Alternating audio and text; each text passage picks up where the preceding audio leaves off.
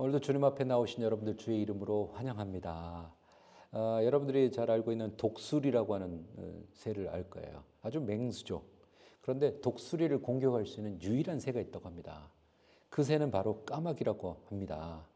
까마귀는 독수리 등에 올라타서 목을 조르며 공격을 한다고 합니다. 하지만 독수리는 아무런 반응을 하지 않는다고 해요. 그리고 대신 독수리는 날개를 활짝 펴가지고 최대한 높이 올라간다고 합니다. 최대한 높이 올라간대요. 그럼 독수리가 높이 올라가면 올라갈수록 까마귀는 숨을 쉬기가 어려워져 가지고요. 결국 까마귀는 산소가 부족해서 나가 떨어진다고 합니다.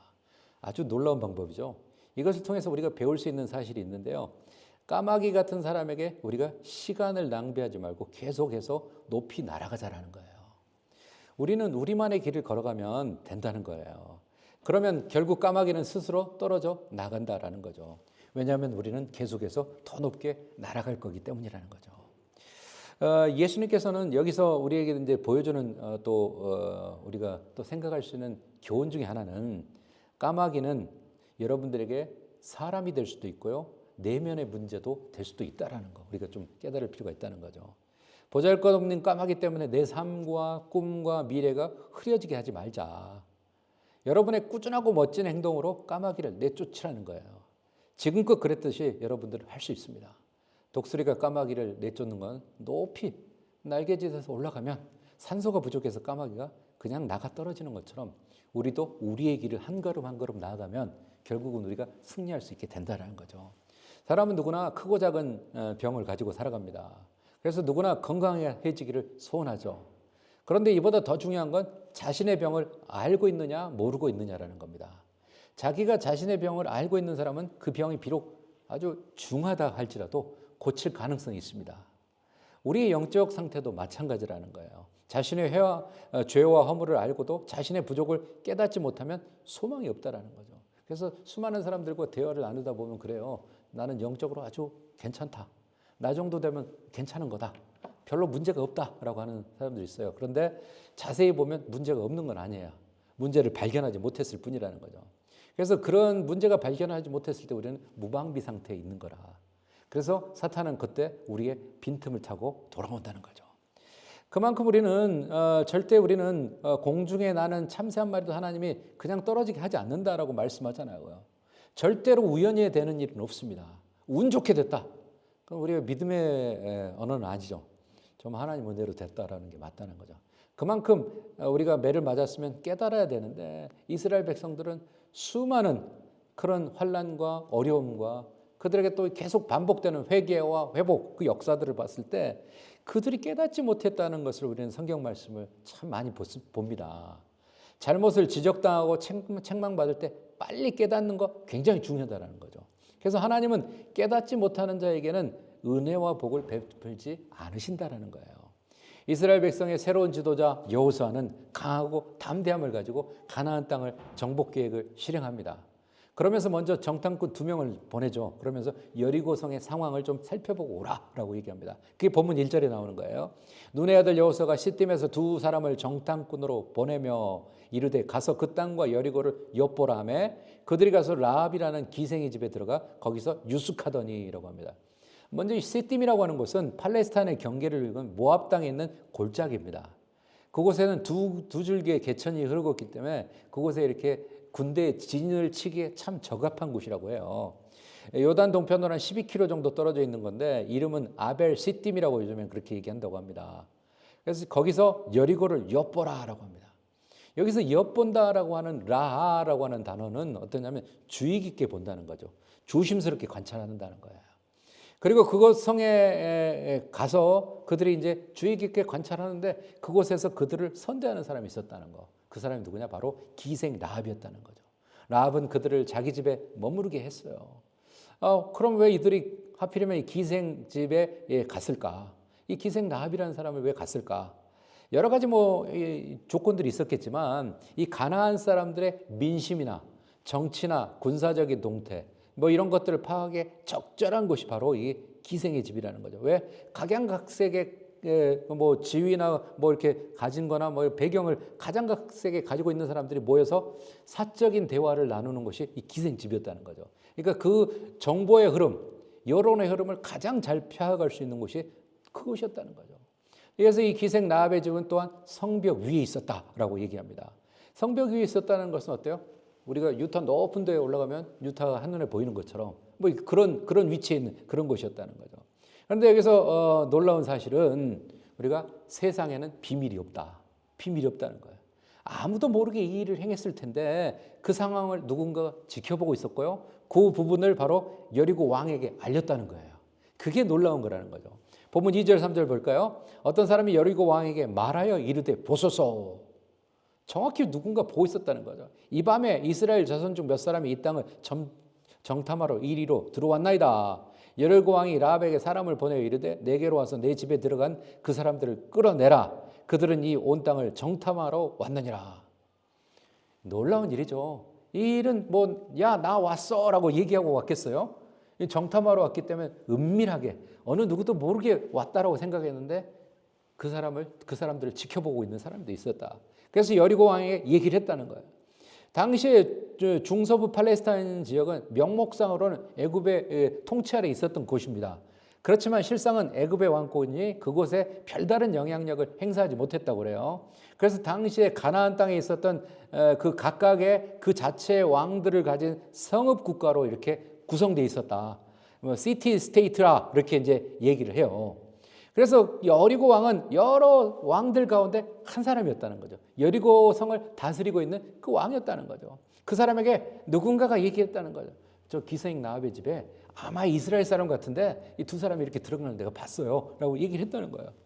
그래서 여리고 이 소식을 들었다라는 걸 봤을 때 여리고 성에 경비하고 있던 병사들이 아주 그 성을 철저하게 경비하고 있었다라는 생각도 우리가 가능하다는 거죠. 그래서 누군가가 낯선 사람이 오니까 그들을 거기에 대한 것을 여리고 왕에게 보고했다는 거죠. 그래서 이 말을 듣고 여리고 왕은 그래요. 기생 라합에게 그러죠. 너희 집에 들어간 그 사람들을 끌어내라. 끌어내라라고 얘기한 거예요. 이 말은 바로 숨겨진 존재를 밝은 곳으로 끌어내라라고 하는 그런 의미를 갖고 있다는 거죠. 그리고 그들은 정탐하러 왔다. 온 땅을 정탐하러 왔다. 정탐한다는 건 깊이 판다, 구석구석 수색한다는 그런 의미예요. 그래서 여리고의 상황을 하나하나 다 이렇게 체크하러 온 거예요. 다시 말해서 여리고 성에서 비밀스럽게 은밀하게 행한 모든 것을 많은 사람들이 알고 있었다는 거죠. 아무도 모를 줄 알았는데 비밀은 없었다. 그래서 우리 믿음의 사람도 마찬가지예요. 우리의 행동과 말을 아무도 모를 거라고, 관심 갖지 않을 거라고 우리가 생각하는데요. 상당수의 사람들이 그래요. 우리가 하나님의 자녀이고 예수 그리스도를 주라고 시인하는 사람이기 때문에 우리를 주의주시합니다. 그래서 저 사람이 어떻게 행동하는가, 어떻게 사람들과 관계를 하는가 이걸 다 보고 있다는 거예요. 그래서 우리의 선한 행동과 말도 어디선가 살피고 있다는 거죠. 그래서 우리가 참 잘 살아야 된다는 거죠. 교회 내에서는 잘 사는데요. 중요한 건 우리가 교회 내에서 잘 사는 건 별로 중요한 게 아닙니다. 나가서 안 믿는 사람들과 우리가 잘 살아야 돼. 그래야지 그런 것들이 믿는 사람 조금 다르구나 라고 하는 걸 알 수 있는데 우리는 아무도 나를 관심 갖지 않고 나를 잘 모를 거라고 하는데 많은 사람들이 우리를 알고 있습니다. 우리를 지켜보고 있어요. 다만 나에게 말을 걸지 않았을 뿐이지 다 알고 있다는 거죠. 그래서 우리의 실수도 똑같이 바라보고 있다는 거죠. 그래서 하나님의 자녀인 우리가 세상에서 올바르게 살아간다는 게 참 쉽진 않아요. 항상 적당한 긴장감을 가지고 우리가 살아가야 하기 때문에 참 쉽진 않다는 거. 라합은 자기에게 찾아온 이스라엘의 정탐꾼들을 이미 숨겼습니다. 또 다른 사람들이 라합에게 그들을 끌어내라고 하자 거짓말을 하면서 그들을 보호해요. 그게 이제 4절 5절에 나오는 거거든요. 그 여인이 그 두 사람을 이미 숨긴지라라고 얘기합니다. 이르되 과연 그 사람들이 내게 왔으나 그들이 어디서 왔는지 나는 알지 못하였고 그 사람들이 어두워 성문 닫을 때쯤 되어서 나갔는데 어디로 갔는지 내가 알지 못하나 급히 따라가라. 그리하면 그들을 따라잡으리라 하였느냐. 일단 라합이 그 추궁을 당하자 그러죠. 거짓말을 합니다. 나는 알지 못한다. 알지 못한다. 그러나 이 거짓말에 대해서 두 가지로 크게 이제 평가를 해요. 악의가 없는 백색의 거짓말이다. 화이트 라이즈라고 하기 때문에 여기에 대한 평가가 조금 두 가지로 크게 나눠지는데요. 라합의 거짓말은 신앙과 믿음에 근거한 의로운 거짓말로서 죄로 볼 수는 없다라고 보는 견해도 있고요. 또 하나는 라합의 거짓말은 분명 방법상에 있어서는 죄지만 그 동기가 신앙적이었기 때문에 용서될 수 있다라는 그런 견해를 갖고 있다는 거죠. 그래서 이에 대해서 신약의 기자들은 평가를 살펴보면 그들은 분명 라합의 행위 자체에 대해서는 믿음의 행위로 규정하고 있었다는 거죠. 그래서 그렇게 함으로써 이제 이 라합의 거짓말이 이스라엘의 정탐꾼들을 살릴 수 있는 그런 계기였다는 거죠. 6절 7절 볼까요? 그가 이미 그들을 이끌고 지붕에 올라가서 그 지붕에 버려놓은 3대에 숨겼더라. 그 사람들은 요단 나루터까지 그들을 쫓아갔고 그 뒤를 쫓는 자들이 나가고 곧 성문을 닫았더라라고 얘기합니다. 라합은 이미 정탐꾼들을 누군가가 혹시 자기 집에 찾아와서 이들을 이렇게 말할 수도 있다라는 그런 생각에 그들을 지붕 위에 올려서 이렇게 그들을 숨깁니다. 건물의 가장 높은 곳을 이 지붕이라고 하는데 고대 근동 지방에 가면 지붕이 뾰족하지 않고요, 평평하다는 거예요. 우리가 뭐 뉴멕시코 쪽이나 뭐 이런 데 가면은 건물 양식이 그러거든요. 정말 그렇게 돼 있어요. 애리조나에도 그런 집들이 있는데 지붕이 아주 평평합니다. 그래가지고 저렇게도 짓나 싶은데 그런 양식이에요. 그래서 이 여리고성에도 그 집이 보통 그렇게 됐었다는 거죠. 고대 근동 지방에. 그래서 평평해가지고 그것은 휴식과 대화를 나누고 기도하는 그런 장소로 이렇게 사용되는 그런 곳이었다는 거죠. 그런데 그곳에서 그들을 숨겼는데 그냥 숨긴 게 아니라 3대로 덮어서 숨겼다는 거죠. 이 3대라는 것은 곧 3의 줄기인데요. 이것은 물속에서 자라는 식물인데 보통 0.9에서 1.2m까지 자라는 그런 거라고 합니다. 근데 이것을 말려서 사용하는가 봐요. 그래서 햇볕에 말리기 위해 지붕 위에 그냥 자연스럽게 막 널어놓는다는 거죠. 그러니까 그걸 널어놓으니까 그 밑에 사람을 숨겨도 잘 모를 거라는 거죠. 그렇게 했다는 거예요. 그래서 이제 그렇게 속였고 숨겼고 또 이제 다른 사람들이 추궁하니까 아마 그들이 저녁 때 정도 될 때 문 닫을 그 무렵에 나갔어. 근데 어디로 간지 몰라. 이렇게 얘기를 했다는 거죠. 그러자 이제 나가자 곧 성문이 닫았다. 성문이 왜 곧 닫혔을까? 이것은 바로 이제 여리고 성에 있는 사람들도 알았다는 거죠. 이스라엘이 여리고 성을 공격할 거라는 거 알았다는 거. 그래서 이제 방비를 위한 것도 있고 혹시라도 이 정탐꾼들이 빠져나가지 못했다면 이 성문에서 나갈 수 없도록 막으려고 하는 그런 의미도 여기에 담겨 있었다는 거죠. 여기 여리고성의 기생 라합은 사회적으로는 어떤 면에서는 손가락질을 당할 수 있는 그런 사람이고요. 결코 존중받지 못하고 귀하게 여김을 받을 수 있는 위치에 있는 사람은 아니었다라고 우리가 추측할 수 있습니다. 그리고 라합이 여기서 여리고성의 상황을 정확하게 알고 있었다는 거죠. 여리고성을 하나님께서 이스라엘 백성에게 주셨다라는 것을 알았다라고 고백을 해요. 그리고 게다가 여리고 사람들이 이스라엘 백성들 때문에 심히 두려워하고 마음이 녹았고 정신을 잃었다라고 정확하게 얘기해요. 그게 바로 9절, 10절, 11절에 나오는 거죠. 그래서 말하되 여호와께서 이 땅을 너에게 주신 줄을 내가 아노라. 우리가 너희를 심히 두려워하고 이 땅 주민들이 다 너희 앞에 간담이 녹나니라고 얘기합니다. 그러니까 여리고성에 있는 많은 사람들이 그 상황을 알았다는 거죠. 이스라엘 백성을 출애굽 과정부터 광야에서 계속 이렇게 이끌어주시는 과정에 대한 걸 다 들었고 또 요단강을 건너기 전에 요단 동편에 있는 그 지역을 점령하는 과정에 대한 것도 다 들었어요. 그러다 보니까 여리고성이 철옹성이었지만 그래도 그들 사람들의 마음에는 혹시라도 우리가 어려움 당하지 않을까라는 두려움이 그들에게 있었다는 거죠. 그래서 여호와께서 얘기하죠. 이스라엘과 언약의 관계를 말하는 구속주 약속의 하나님의 이름을 여기서 얘기를 합니다. 이스라엘 민족의 신의 능력이 이미 가나안 사람들에게도 널리 알려졌다는 거죠. 그러나 당시에 대부분의 가나안 사람들이 알고 있었어요. 여호와에 대해서. 지식도 상당히 가지고 있었을 거라는 거죠. 그리고 영원토록 계시하는 인격적인 유일신이 아니라 그들이 이제 생각하는 가나안 사람들이 생각하는 여호와는 히브리 사람들의 그들의 민족을 지켜주는 민족의 신이다라고 그들은 생각을 하고 있었다는 거죠. 그래서 그 능력이 탁월한 신 중에 하나다라고 생각했어요. 그런데 그 신이 능력이 세가지고 가나안 땅 오기 전에 요단 동편에 있는 그곳도 점령하고 전쟁을 이겼대.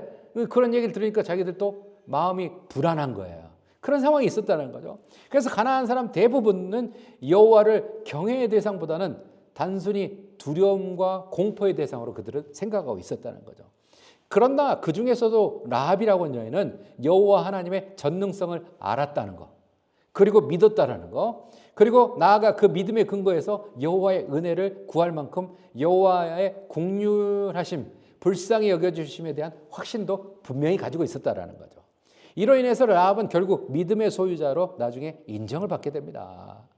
그러면서 이제 우리는 여기서 볼 수 있는 게 본문에서 너희, 우리 뭐 이런 단어가 나오잖아요. 9절에 11절 쭉 보면 너희라고 하는 것은 바로 이스라엘 백성을 나타내고요. 우리라고 하는 건 모든 가나안 사람들을 얘기를 하는 거죠. 그래서 우리가 너희를 심히 두려워한다. 과거에는 이스라엘 백성들이 가나안 사람들을 두려워했습니다. 민수기 13장에 봐도 보면 이스라엘 백성들이 가나안 사람을 굉장히 두려워하거든요. 근데 이게 정반대로 역전이 돼요. 그래가지고 이제 가나안 사람들이 이스라엘 백성에 대한 소문을 계속 듣다 보니까 두려운 거예요. 싸워보지도 않았는데 두려움의 대상으로 생각을 했다는 거죠. 그때 당시 모세가 당시 가나안 거민들에게 겁을 집어먹은 이스라엘 백성들을 가나안 땅을 차지하지 못했던 것처럼 겁을 먹었기 때문에 출애굽 1세들은 뭐 차지하지 못해죠. 그러나 이후에 여호수아 당시 이스라엘에게 겁을 집어먹는 가나안 거민들은 그 땅에서 쫓겨나지 않을 수 없었다라는 그 양면성을 우리는 보게 됩니다. 그래서 간담이 녹는다. 간담이 녹는다라는 것은 이 말은 바로 녹아 흘러내린다는 거예요. 간과 쓸개가 녹아 흘러내린다는 거죠. 그러니까 완전히 죽을 맛이라는 거예요. 이스라엘 백성을 보면. 그래서 10절에서 요단 서편에 살고 있는 가나안 사람들이 그러면 왜 간담이 녹았을까? 왜 그들이 간담이 녹았을까? 크게 두 가지로 볼 수 있는데요. 하나는 홍해의 물을 마르겠다. 아니 그 큰 바다 물을 육지처럼 건너게 했다. 그 하나님의 능력. 두 번째는 요단 동편에 아모리의 두 왕이 전멸당한 상황. 아니 가나안 땅을 점령하기 전에 요단 동편에 있는 건너기 전에 그 두 왕을 완전히 전멸시켰다라는 거. 와, 그 하나님 굉장하네. 이스라엘 민족이신 대단하네. 뭐 그런 거예요. 전멸시켰다는 거, 완전히 파괴시켰다는 거죠. 철저히 파괴해서 회복이 불가능한 상태로 만들었다는 거죠. 그 소식을 들으니까 어때요? 마음이 녹았다. 마음이 녹았다는 말은 완전히 절망했다는 거예요. 정신을 잃었다. 정신을 잃었다는 말은 원문의 뜻을 보면 대항하거나 싸울 용기가 없다는 거예요. 그래서 그들은 어떻게 하지 못한다라는 걸 그들은 알고 있었다는 거죠. 그래서 라합은 이 현실을 분명하게 인식하고 있었고요. 영적인 시각을 가지고 있는 그런 여인이었다는 거죠. 모두가 똑같은 상황, 즉 출애굽한 이스라엘 백성에게 하나님이 계셔가지고 순간순간 역사에서 그들이 계속 승리했다는 소식을 계속 다 여리고 있는 사람들 다 들었어요.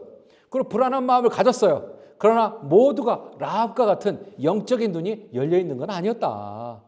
라합은 사회적으로는 보통 사람보다 어떤 면에서 낮은 위치에 있었을 수도 있고요. 존중받지 못한 사람일 수도 있었습니다. 그러나 그러냐는 살아계신 하나님의 역사하심을 깨닫는 지혜를 가졌다는 거. 그리고 어떻게 해야 위기를 헤쳐나갈 수 있을까라고 하는 것을 알았던 여인이었다는 거죠. 라합은 분명 하나님께서 여리고성을 이스라엘 백성에게 주실 것이다라는 그 세상의 그 흐름에 대한 것을 꿰뚫어보는 그런 눈이 있었다는 거죠. 똑같은 상황에서 여리고 왕을 비롯한 대부분의 사람들은 깨닫지 못했다라는 거, 이 양면성을 우리는 볼 수가 있다는 거죠. 그리고 라합은 앞으로 어떻게 행동해야 될 줄도 알았어요. 또 그것을 실행에 옮기는 결단을 하게 됩니다. 그게 바로 12절, 13절에 나오는 거죠. 그러므로 이제 청하노니 내가 너희를 선대하였은즉 너희도 내 아버지의 집을 선대하도록 여호와로 내게 맹세하여 내게 증표를 내라. 그리고 나의 부모와 나의 남녀 형제와 그들에게 속한 모든 사람을 살려주어 우리 목숨을 죽음에서 건져내라. 여기 선대한다라고 하는 헤세드라고 하는 단어는 상호간에 체결하는 언약 관계, 거기에 충실하다라는 것을 뜻하는 거예요. 그래서 이 구체적으로는 이 말 속에는 자비와 친절의 개념도 들어있다는 거죠. 그래서 내 아버지의 집을 선대하라라고 얘기를 해요. 라합은 단순히 야 너희들 이 여리고성을 점령할 때 내 생명은 좀 구해줘야 돼 라고 한 게 아니라 내 아버지 집을 다 구해달라고 얘기합니다. 라합은 단순히 자기 목숨만을 구한 게 아니라 믿음에 근거한 자기 가족과 친척까지도 구원해 줄 걸 요청해요. 심지어 그들과 함께 거하는 사람들 다 구원해 달라고 얘기해요. 자기 아버지 집과 자신을 분리하지 않고 동의를 하는 그런 사고를 한 것은 당시의 고대 근동지방의 일방적인 사고 방식이었어요. 그래서 살려줘, 죽음에 건져내라. 이 말은 선대한 것처럼 선대하라. 우리가 선대해 준 것처럼 너도 그렇게 해야 된다라는 거예요. 그러면서 야 너희들이 하나님 여호와 하나님의 이름으로 맹세하라. 이렇게 얘기합니다.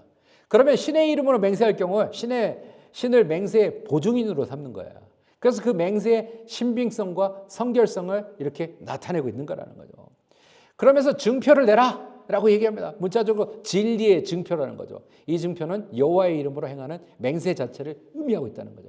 그러니까 완전히 너희들은 약속을 하는데 반드시 지켜야 돼. 그 너희 하나님이 보증하는 거야. 라고 이렇게 딱 이렇게 도장까지 찍은 거라는 거죠.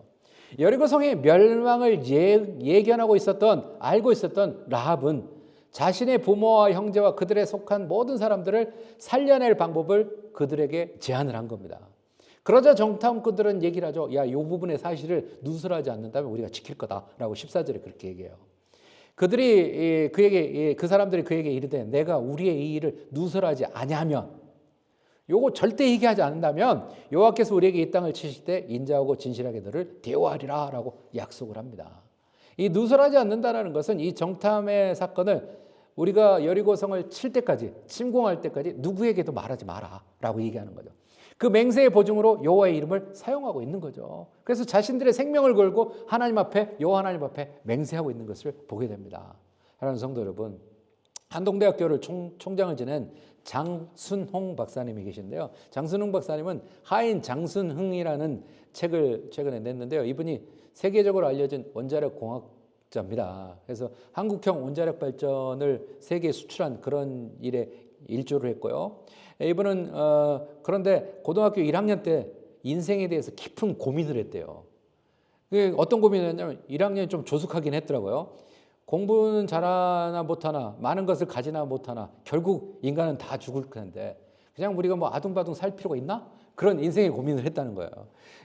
벌써 이렇게 그 1학년 때 그렇게 하다 보니까 좀 허무와 절망에 빠져 있었던 거죠. 그래서 고등학교 2학년 때 어머니를 따라서 교회를 나갔다고 합니다.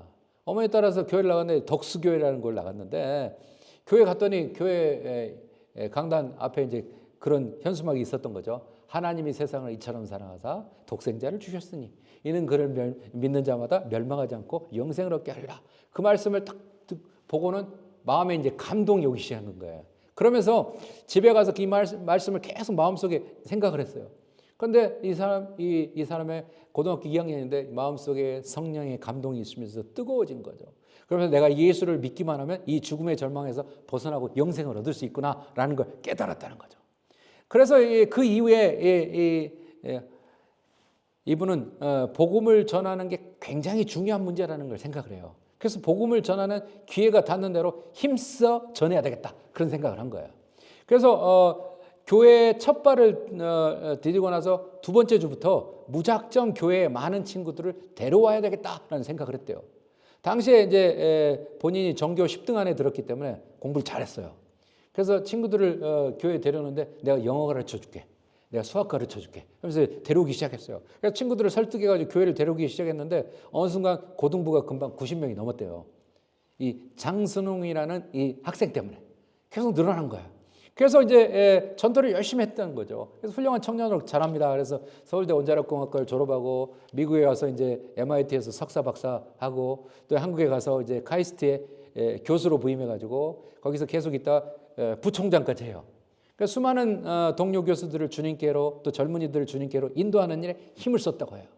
그러다 2014년부터 2022년까지 한동대학교 총장을 합니다. 젊은이들에게 다음 세대를 위해서 하나님의 뜻을 심어주는 사명을 잘 감당했다는 거죠. 그래가지고 하인 장순흥이라고 하는 책을 썼는데요. 하나님의 사람 하인으로 주님을 섬기며 살겠다라고 고백을 했다는 거죠. 지나온 인생에서 가장 가치 있는 일이 뭐냐 이렇게 물어보니까 고등학교 2학년 때 예수 만난 거다, 이렇게 얘기했다는 거예요. 성경 공부가 내 믿음을 성경 말씀 위에 굳게 서게 했고 내 일생을 이끌어가는 믿음의 자산이 되었다. 복음은 사느냐 죽느냐의 문제다. 사람들은 누구나 돈을 준다고 할 수 있지만 뭐 몇백억 몇천억을 줄 수도 있지만 생명은 줄 수 없다. 눈앞의 것보다 더 멀리 가는 가치, 나아가 영원한 가치에 주목해야 된다라고 이 책은 그렇게 얘기를 합니다. 예수 믿고 인생이 바뀐 사람이에요. 예수 믿고 하나님을 전하는 사람이었다는 거죠. 여리고성의 정복은 하나님의 계획과 인도하심에 따라서 진행될 예정이었습니다. 이러한 상황을 이스라엘 백성들뿐만 아니라 주변 사람들도 다 이렇게 지금까지 불가능해 보였던 출애굽의 여정을 인도해 주신 그 살아계신 하나님을 알았고요.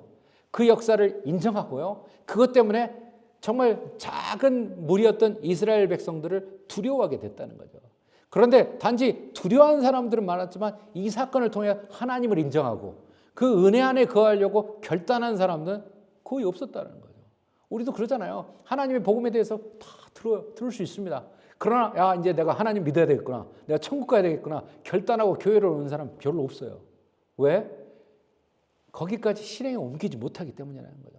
가나안 땅의 정복 전쟁 가운데 위기감을 느끼는 왕들은 자신들의 방법으로 세상의 방법으로 세상의 군사력과 힘을 믿고 선택받은 이스라엘 백성과 이렇게 전쟁을 하게 해요. 그러나 다 패해요. 왜? 하나님이 대정돼 주시기 때문에. 결과는 하나님 앞에 다 있었기 때문에. 우리가 영적인 눈이 밝아야 되는 이유가 바로 이겁니다. 모든 상황을 세상의 시각이 아닌 하나님의 시각으로 바라보면 해석이 달라진다는 거죠. 영적인 감각을 소유할 수 있는 게 축복이고 어려움을 해결할 수 있는 지혜를 가지고 있는 것도 은혜라는 거죠. 이러한 영적인 감각과 문제 해결의 지혜를 소유한 사람이 바로 여리고성의 라합이었다는 겁니다. 라합 한 사람의 영적인 눈과 지혜가 있었기 때문에 그의 부모와 형제와 그에 속한 모든 사람들이 여리고성 멸망하는 가운데 구원받는 축복을 누릴 수 있었다는 거죠. 한 사람의 깨어있으면 굉장히 중요합니다. 한 사람의 영적인 눈이 열린 사람 때문에 소돔과 고모라에서 거주했던 아브라함의 조카 롯도 구원받을 수 있다는 걸 우리는 기억하는 거예요. 우리가 잘 알고 있는 하나님의 명령을 거역하고 떠났던 도망가려고 했던 요나. 그 요나가 부르짖었더니 니느웨 사람들이 회개하고 구원받았다는 거예요. 한 사람 예수 그리스도 그분이 정말 이 땅에 오심으로써 우리 인류 구원의 문제가 해결된 거 아닙니까? 그것을 받아들이냐 받아들이지 않느냐의 그 문제일 뿐이지 그 한 사람이 그렇게 중요하다는 거죠. 그래서 깨어있는 영적인 한 사람이 그렇게 중요합니다. 우리 모두가 포기할 수밖에 없는 상황일지라도 영적으로 깨어있는 사람, 하나님께 주시는 지혜를 소유한 사람, 그 사람 때문에 그에 속한 사람들도 어려움에서 건짐받고 문제의 해결점을 갖게 되는 거라는 거죠. 그래서 한 사람이 중요한 겁니다. 이 시간 이 자리에 함께하는 여러분 모두가 하나님을 알고 하나님을 믿고 전하는 한 사람, 하나님께 귀하게 사용될 수 있는 헌신된 한 사람 되시기 바랍니다. 여러분 한 사람 때문에 여러분의 가족이 구원받고, 여러분 한 사람 때문에 여러분의 친구가 이웃이 구원받고, 여러분 한 사람 때문에 이 지역사회가 깨어나고 구원받게 되기를 주님의 이름으로 축원합니다. 기도하겠습니다. 거룩하신 하나님, 부족하고 연약한 우리들을 하나님 믿는 한 사람, 정말 세상에 너무도 어렵고 힘든 이 시대에 우리가 하나님을 알고 하나님을 믿고 하나님의 사람으로 영적인 시각과 생각을 갖게 도와주셔서 감사합니다.